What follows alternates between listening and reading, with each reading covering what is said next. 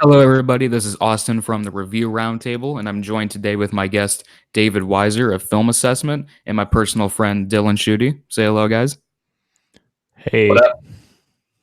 All right. So, as you've probably already seen in the title, this is a spoiler filled discussion of Tarantino's new film, Once Upon a Time in Hollywood.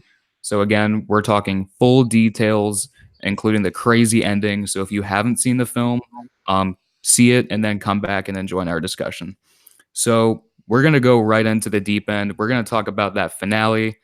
Tarantino went full Inglorious Bastards on this movie. He rewrote history. You know, with the Manson family being brutally killed by the main characters of Cliff and uh, and Rick Dalton in the ending. So give me, I'll kick it to David first. Just kind of give me your guys' reaction to that crazy finale. I just loved the ending. Like it was batshit crazy, and I was just like, I'm all for this. And when Rick Dalton brought out the flamethrower, That was the perfect. yeah, my audience went crazy. It was great. And Yeah, Dylan, your thoughts? I had a relatively small audience, and still everybody was like losing their minds the entire time. I was laughing so hard during that entire sequence that I was like almost crying. Same here. I mean, it was, what I love about this movie in particular is that, you're going with it for, a good 2+ hours and it's pretty grounded. It's a pretty mature movie for Tarantino. He's really not giving into like his violent tendencies until the end. And just that build up, like my audience, it wasn't sold out, but it felt like it was because everybody was crying and screaming and cheering and laughing. And it was just like one of the best theatrical experiences I've had in a while. Obviously, proving that Tarantino just has an insane fan base that just loves when he goes off the wall crazy with his violence. So I had a very Right. similar reaction with you guys. Yeah, absolutely. And yeah, I think a big part of that was like you said, the whole restraint during the entire film, just like that whole build up for the however long it was, like almost 2.5 hours. It was crazy. Yeah, I especially loved, I had heard going into the movie that Brad Pitt's character Cliff Booth, his dog was like the MVP of the movie and I was just like, "Oh, okay, he's probably just going to be a cute dog." And he is until he starts chomping on, everybody's like balls and, just like ripping out pieces of flesh and shit like that and then having Cliff, I think Austin Butler's character, I forgot the actual character he played, but I think he took him and like smashed his face into the Oh, fireplace, blood everywhere. Tex. Text, Tech. yeah. Yep, yep. Just smashing his face into the fireplace. That was when I was like, okay, this is amazing. I just absolutely love the ending. Yeah, and he was when he like ragdolled that redhead. Yeah. Like, oh my god, it was so brutal. I was like laughing hysterically. But then, I mean, obviously Tarantino saved the best for last with that flamethrower kill, which I just did not see coming. I know the seed was planted earlier in the movie with him using it, like, you Nazi bastards. But I had no idea that he was actually going to use it in the end. But that was just the perfect little finale. Yeah, absolutely. I And then especially, like the dialogue afterwards when he's talking to the neighbors and he's like, absolutely. yeah, I just I burned her torched to a her. crisp. It's funny because I work at a theater and I've heard different reactions to people coming out of it. And I heard there was this one lady who actually liked the movie until the end. And she was like, "Oh, I liked it. Would have been better if there were some, cut out some unnecessary things." And I'm like, well, it's a Tarantino movie. You kind of have to expect some level of violence or language and all the craziness. But Yeah. I was actually, the film is really full of tension in the second and third act, and I was really like uncomfortable because I felt like they were actually gonna go with the actual historical events of the murder of Sharon Tate. Like all the seeds are planted, and I really felt like Tarantino was gonna depict what happened, and I was getting like really, really on edge. And then as soon as they break into the house, and Cliff is tripping balls on acid. And his reaction, by the way, is hilarious. Brad Pitt is You're absolutely hysterical. you're real, right? And then just like that hysterical laugh that he shares with Tex is just hysterical, and they're all just laughing at each other while a gun's being pointed at them. It's just hysterical.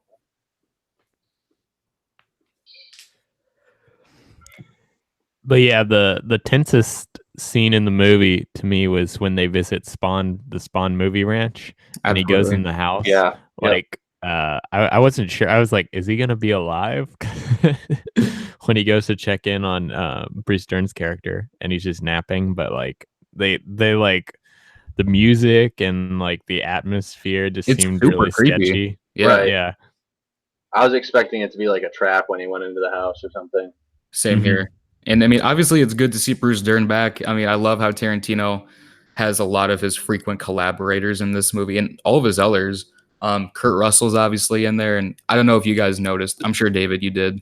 The very first scene that began the film, Michael Madsen had a really cool cameo in one of Rick Mhm. Dalton's TV shows, Michael Madsen's also in Reservoir Dogs and Pulp Fiction Yep. and The Hateful Eight, And Kill Bill. or Kill Bill. Yep. Yeah. Yep. And then Zoe Bell was another one. She played Kurt Russell's Which wife. was hysterical. She's been in I know Hateful Eight for sure, and probably one or two others. And she's also the stunt double on Kill Bill and Inglorious Bastards. And another cool thing I learned was that whole Bruce Lee fight sequence, which is hysterical. She was also the stunt coordinator for that sequence, and she acted in it. So I mean, she's doing tons of crazy shit. That fight scene between Brad Pitt and Bruce Lee, that was hysterical when he just slams him into the car. Yeah. That again was insane. And then Kurt Russell and Zoe Bell are coming out screaming at Brad Pitt like, "Get off the set!" I mean, that was for me one of the funniest bits for sure. Yeah. There were so many good, like, just genuinely funny moments like that throughout the film. Tarantino, his films have a lot of comedy and dark comedy. They're often quite funny, but for me, I think this film is probably the truest thing he's made to like a comedy. I mean, it's consistently funny, dark humor Yeah. or otherwise. The one joke that I don't know if it landed for me personally was the whole didn't he kill his wife? I thought that was really dark. And I mean, we never get the answer in the film, but just like when he's on the ship and he's got like a harpoon or something like that, and he's Yeah. pointing her away. I was like, holy shit, this is dark. And like that look that Bruce Lee gives the guy, he's like, "Hey, you know that guy's famous, right?" He's like, "Famous for what? He killed his wife and he got away with it." He's like, "Shit." Oh, that was so funny. Yeah, I love how Tarantino is so committed to the humor that like he went back and like he filmed flashbacks like to explain why Brad Pitt wasn't allowed on the lot or why the wife thing. Like he was like you see his Yeah. wife just like bitching and so he's just like, oh, okay, maybe he did. That was actually one of the funniest payoffs for me in my audience as well. It was like he was on the roof fixing the antenna, and I think it goes back to that Bruce Lee sequence. Yep. Mhm. And he goes, makes sense, or something like that. Like, oh yeah. Yeah. Yeah. That was just like a perfect punchline to like a 10-minute long joke, but it was just so expertly done. So we've already discussed the ending and the brutality of that, but did you guys have what else stood out for you guys? And I know David's seen it a second time, so he's had a little bit more time to wrap his head around it.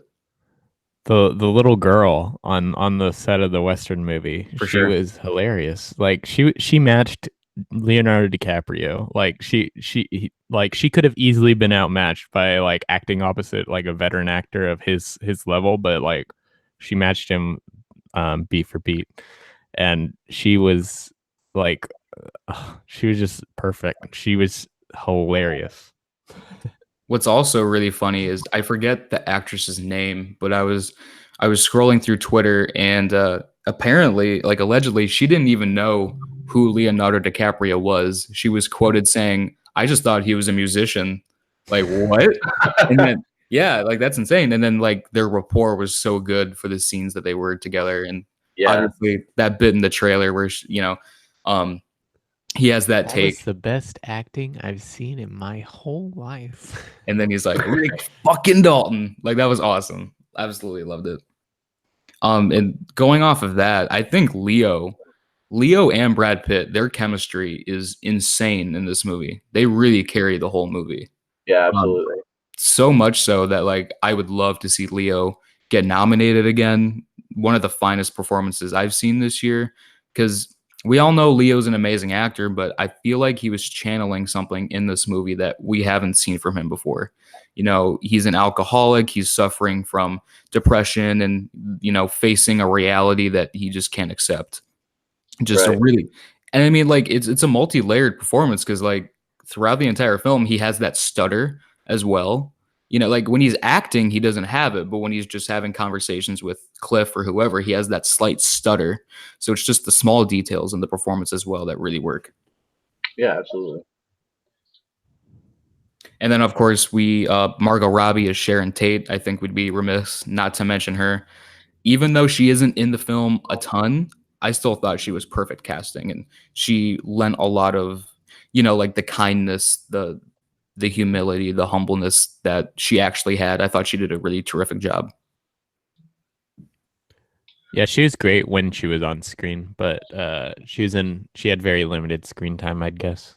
But it kind of made sense for the story because she wasn't really the protagonist. So, Yeah, and but to me, you can go ahead. I liked how she was incorporated.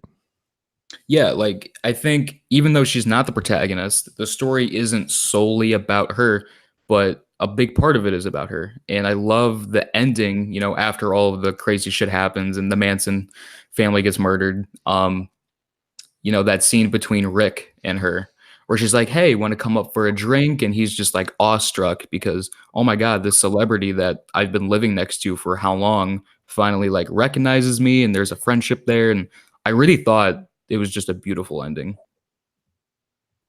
Yeah, yeah, I really like the way it ended.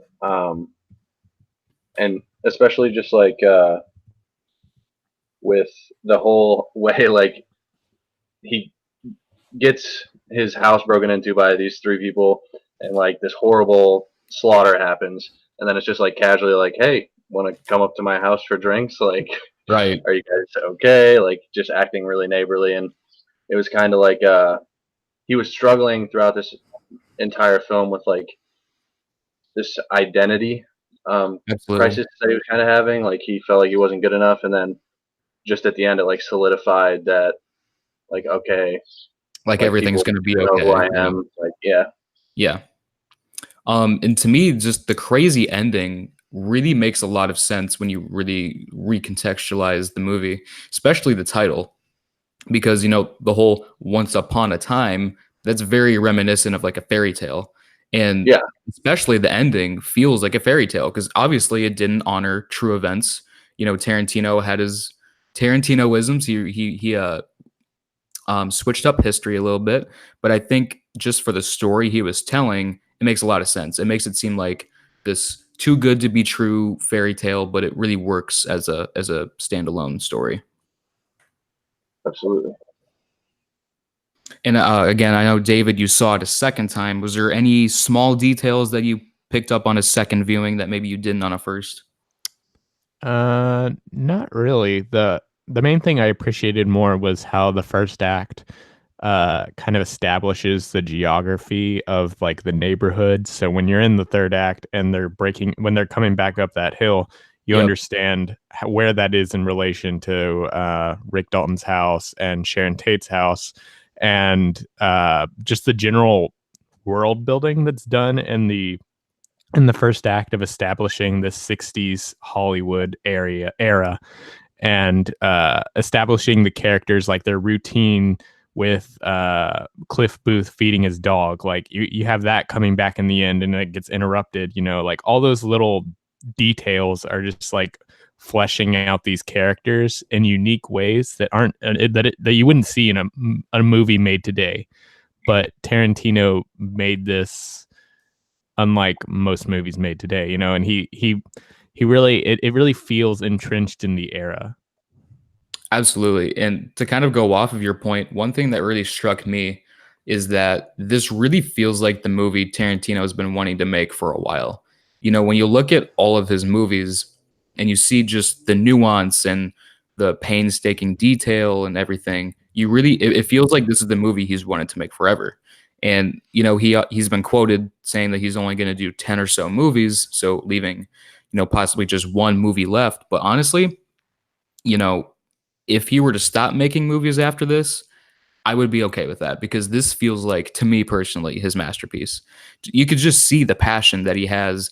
And I know it's a slow build, but I never minded because you were entrenched in that era of the film industry, and you're walking among all of these sets, and you're seeing Rick Dalton interact with all of these different producers and stars, and then just scenes where they shut down freeways in Hollywood, which is extremely hard to do, but Tarantino found a way to pull it off and make everything look like 1969, from the billboards, from what movies are playing at a theater, the cars, the details. Like, I really found myself wound up just loving spending time in this time period with these characters. And I didn't mind the slow build because for me, I just love the world he created. Yeah, Yeah, and there's absolutely. such a great payoff to the build, so it really works. Something else I noticed as well, and I haven't seen it the second time yet, but I can't wait. But I know Dylan and I were talking yesterday about the end credits tag with, Red Apple cigarettes. Yeah, yep. What was the line, Dylan? It was Um, take a bite, feel all right. yeah, take a bite and feel all right. Take a bite of red apple cigarettes. So here's something interesting. When I was watching that, I was like, man, those feel familiar. Red Apple cigarettes. And then I was doing some research again, and I've been rewatching a lot of Tarantino's films this week. So um, Red Apple cigarettes are actually found in Pulp Fiction, Kill Bill, and The Hateful Eight. So it's like this fictional cigarette brand that Tarantino just pops in some of his movies. And that makes sense because Tarantino notoriously hates product placement in his movies. So you'll see, even in Once Upon a Time in Hollywood, he has like fictional brands. Like, I forgot what it was, like the dog food that Cliff gives his dog is not Oh yeah, real. Like, he has all these fictional brands throughout his movies, and some of them are interconnected, which is kind of cool. I love the scene right before the break-in when he's feeding the dog and he like tries the dog food. He's like, not bad. One thing about the dog food, you'll notice like one of them was like raccoon flavor, Yeah, Yeah, I noticed that rat too. flavor. yeah. Yeah, again, just I love Tarantino's attention to detail, like with the comedy, but also with like the brands and seeing everything just painstakingly recreated. I'll be honest, I think this is not only my favorite movie of the year, but it might really be my favorite Tarantino movie, which is high praise. And I don't say that lightly because I don't say that every single time a Tarantino movie comes out. Like Hateful Eight, I really enjoyed a lot. But if you were to stack it up to the rest of his movies, it's probably one of my least favorite. Now, that's a testament to how good he is as a filmmaker, but I just think Hollywood is, again, the movie he's been destined to make. I just think it's perfect.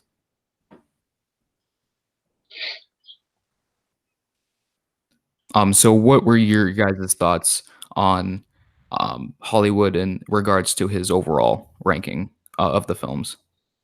As of right now, I mean, I'm still really fresh on it, even though I've seen it twice. But as of right this second, I have it as my third favorite, underneath Inglorious Bastards and Pulp Fiction. It's Yeah, and tied for Dylan, how second about for you? me. Yeah, we actually all comprised our own lists of how we rank all of his films. So I'll begin. I'll kick it off to David and then Dylan after that. Mind you, I haven't seen all nine of his movies. The only two I haven't seen yet are Death Proof and Jackie Brown, but I will get to them. So that leaves seven movies, and going from least favorite to favorite, number seven would be The Hateful Eight, followed by six, Reservoir Dogs, five, Kill Bill, four, Django Unchained, three, Pulp Fiction, two, Inglorious Bastards, and one, Once Upon a Time in Hollywood. So how's that list look for you, David? It's actually very similar. The only one I haven't watched yet is Death Proof. I'm gonna watch it later this weekend just so I can have some finality there. I watched Jackie Absolutely. Brown for the first time this week, and as of now, it's my least favorite. Then it's Hateful Eight, Reservoir Dogs, Django, and then I have Kill Bill. I really grew more appreciation for it on my second viewing as I was watching his filmography this week. And then I have Once Upon a Time in Hollywood, Pulp Fiction, and Inglorious Bastards at number one. It's a really solid list. How does it look for you, Dylan? So my list, going from least to best, Reservoir Dogs, um, Pulp Fiction, Inglorious Bastards, Django, Hateful Eight, Kill Bill, and then Once Upon a Time in Hollywood. You know, what's really striking me about all of our lists is that, I mean, we all agree that most of his movies, if not all of them, are really good, if not great. So Yeah, it's interesting to see just like the drastic different rankings that you can get. well, and it's hard too with a director like Tarantino, where like I mean, all of his movies are fantastic. So it's like just because I rank them that way doesn't mean that like like saying that it's the lowest rated Tarantino film is like It's it's like like picking a child, you know what I yeah, mean? exactly. 'Cause, like, for me, Hateful Eight is my least favorite out of the ones he's seen, but I still really, really like that movie. I Yeah, don't dislike exactly. any of his movies at all. It's just a testament to how quality his filmmaking or his filmography is.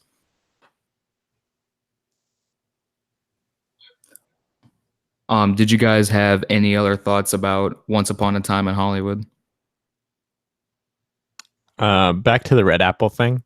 I think it's kind of funny. I feel like having Leonardo DiCaprio is an actor of such high caliber. You wouldn't really ever see him doing like an actual commercial. So I feel like that's part of the joke there is Yeah. that you have this A-list doing an ad for a fictional cigarette. And And then as soon as it's the camera stopped rolling, he was like, "All right, this tastes like shit." And then he starts critiquing the cardboard cutout, like, "There's a Yeah, double like, chin there," and he like yeah. smashes it. Nobody fucking saw that. Yeah. Yeah. There's been a lot of talk about what Tarantino's next and supposedly final film could be. Um, we all know that he has an R-rated Star Trek script that he's written, but he also would like to do another original film if he felt so inclined. You know, he's talked about once he's done with directing, he would love to do novels, which makes a lot of sense because I know David and I have been rewatching a lot of his movies, and a lot of his movies are told like novels, you know, chapter one, chapter two, that sort of thing. So I would love to see a novel from Tarantino, maybe even a play he's talked about. So just because he's going to be wrapping up his his directing days doesn't mean that he's not going to find other avenues to channel his creativity. Right. so you know how he counts Kill Bill 1 and Volume 2 as one movie, and he's Yep. talked about doing a Kill Bill Volume 3. I think he could maybe get away with doing two more movies by doing if he does Volume 3, I assume he would also qualify that, like Right. lump that in with those two, and then he does another one in addition to that, and then we get two more movies out of him. I mean, I don't know if he's going to actually do that or if he would be committed enough to do that or not, I mean, but Tarantino goes back and forth all the time, like interview to interview. Well, I could do this. Oh, I could do that. Like, I don't even think he knows what he's gonna do. But I mean, yeah. that's okay because he takes his time. He really considers it. You know, if you look at the gap in between his movies, I mean, it's 3, 4, 5+ years sometimes between movies, which I'd rather have it be that way. It feels like more of an event when he actually does drop something. Mhm. So regarding the Star Trek script, would you guys actually be interested in seeing a potential R-rated Star Trek film from Quentin Tarantino? I would be interested in seeing anything from Quentin. I Yeah. mean, an R-rated Star Trek does sound um, pretty dope, but I mean, honestly, whatever he decides to do, he's gonna kill it. So I'm just looking forward to whatever he's got planned for the future. I feel pretty similarly. How about you, David? I'm totally in agreement with that. I'm down for anything he wants to make. I prefer he does an original project to Star Trek. Like, I mean, that would be neat and all, but I think just like doing something original would be more interesting in terms of like it's not just Pulp Fiction mixed with Star Trek, you know? Right. Yeah, I mean, especially this summer. I think when you look at this summer, that's why Hollywood is so refreshing, is because it's just been sequel, reboot. And while I definitely enjoy some of those, I haven't like outright loved an original movie this year since Us, and that was in March. So it feels really special when we get a movie like this, and I'm able to cherish it a lot more. What about Yeah. Booksmart? Oh, of course, Booksmart. I forgot about that. That's in my top five as well. But point being, I mean, you look at this summer, it's been a really disappointing summer. I mean, we've had Aladdin, which I didn't really care for, a reimagining. Then you have Dark Phoenix, which was really underwhelming, and Men in Black, same thing. Um, I mean, I really enjoyed Spider-Man. Obviously, I loved Endgame. I enjoyed The Lion King more than some, but I definitely get the criticisms there. But it's just like we haven't gotten an out and out, totally original movie that really landed with critics and audiences and financially. Because despite we all loved Booksmart, but not enough people saw it. And judging by the box office for Hollywood, it's looking like it's going to be Tarantino's biggest opening weekend, which is a really good sign.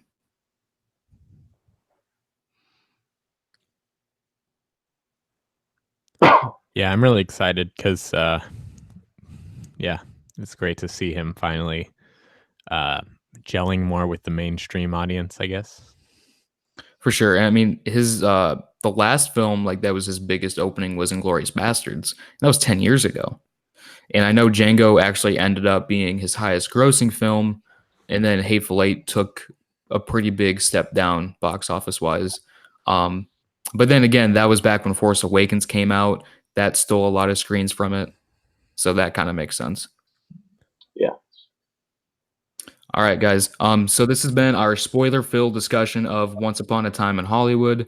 We also ranked all of Tarantino's filmography, and again, I just can't wait to see the film again. I think it's amazing, and it's probably my favorite of his. Um, but again, thank you to my guests for coming on, David Weiser and Dylan Schutte. It was a blast having you guys on here so we could talk Yeah. Thanks Tarantino. for having us. Absolutely. And this has been the Review Roundtable signing off.